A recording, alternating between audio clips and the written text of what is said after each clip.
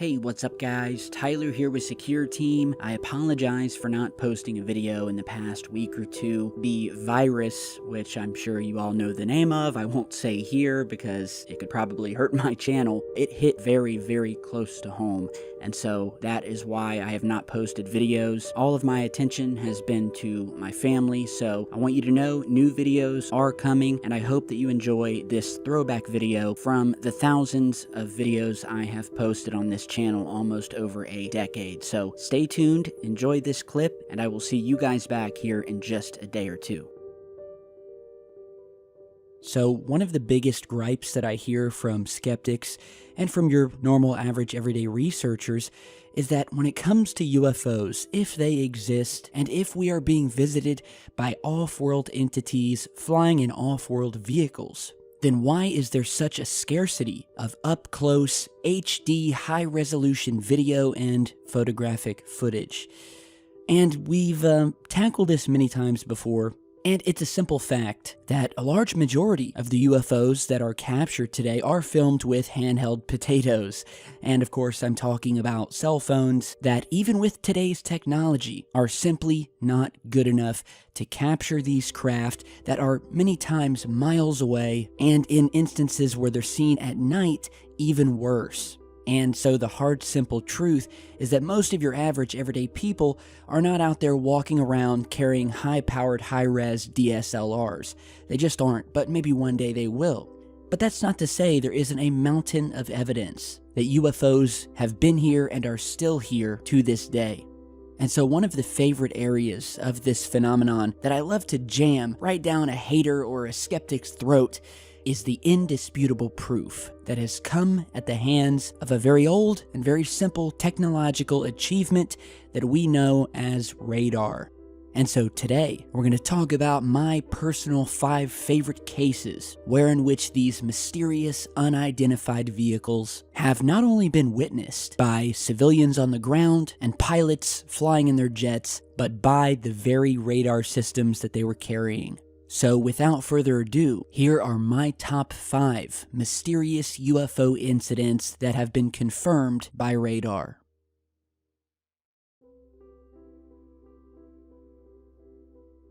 In March 2004, the crew of a military surveillance plane busy with a routine anti-drug trafficking surveillance flight suddenly caught sight of 3 unidentified objects on their radar. Now, as they could not see anything with their naked eye in the area where the objects were supposed to be, they then decided to turn on their IR or infrared camera in order to track them. Over the next 30 minutes, they recorded 11 UFOs, moving through the sky at a very high rate of speed.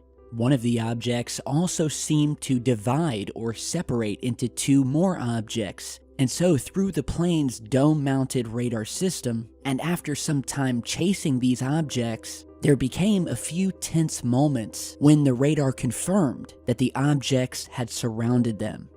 In a completely uncharacteristic move, the Mexican government later released all of the details of the event and provided the footage to the world's media.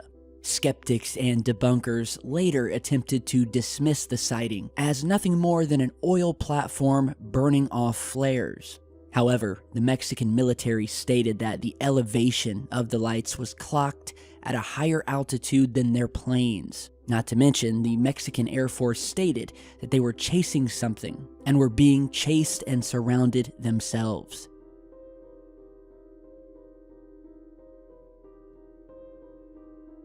In an incident that was awash with conspiracy theories, NORAD and the Air National Guard picked up an unknown object that entered Washington's restricted flying zone on July 26, 2002. As the UFO's track caused concern, F-16 fighter jets were scrambled to intercept the object, but the pilots claimed that they saw nothing when they arrived on the scene.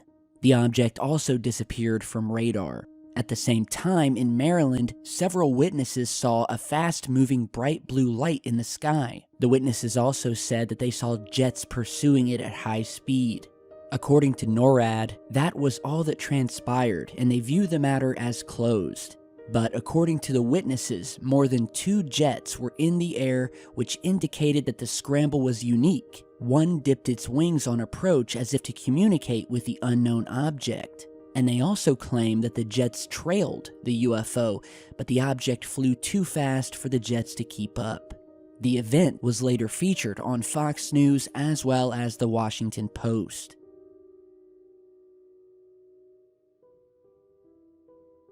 On January 8, 2008, dozens of residents in Stephenville, Texas, witnessed a massive UFO in the sky above their town. The eyewitnesses stated that it was as big as a football field, while others said it was nearly a mile long, very similar to the mass sighting in Phoenix in 1997.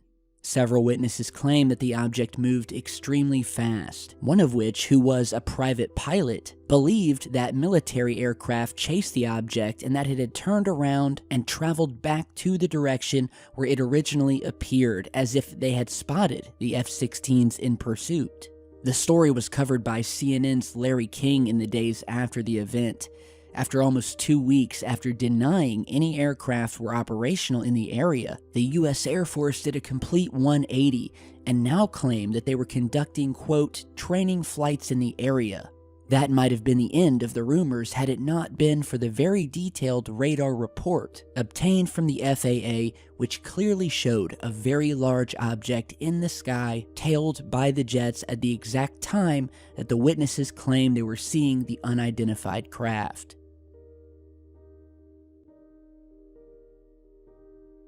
On the evening of May 25, 1995, America West Flight 564 was flying at an altitude of around 39,000 feet close to Bovina, Texas. While observing lightning outside the plane, an attendant noticed a peculiar set of flickering lights a little bit below the 757.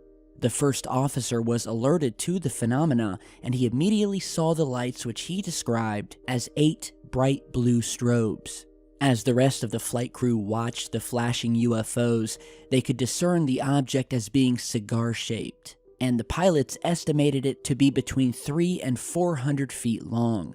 It was said that the object could not be seen on the FAA's radar, but the following day, the controllers checked with NORAD and discovered that they had tracked an unknown object the previous evening that appeared to be stationary but would accelerate and stop at extremely high speeds. These quick sprints, as they called them, were estimated to be between 1,000 and 1,400 miles per hour. The object was also said to have been seen by a U.S. Air Force pilot manning an EF-111A. To this day, the incident remains unsolved. Lastly, today we talk about one of the most infamous sightings that many of you have probably heard of. But if you're new to the research, this one is a fascinating tale, and it occurred in 1952 over Washington, D.C., where over the span of 17 days, from July 12th to the 29th of 1952, a series of sightings took place over the city.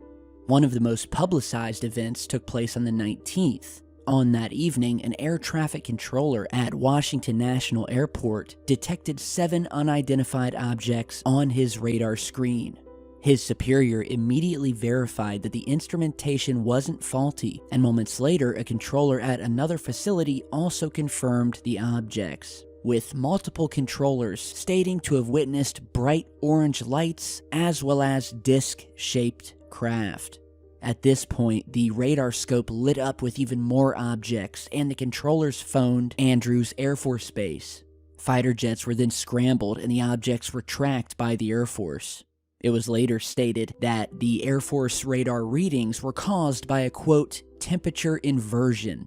However, this excuse failed to impress, as the objects were also seen by hundreds of eyewitnesses, and as such, the case continues to be open and continues to mystify those who research it and who were there.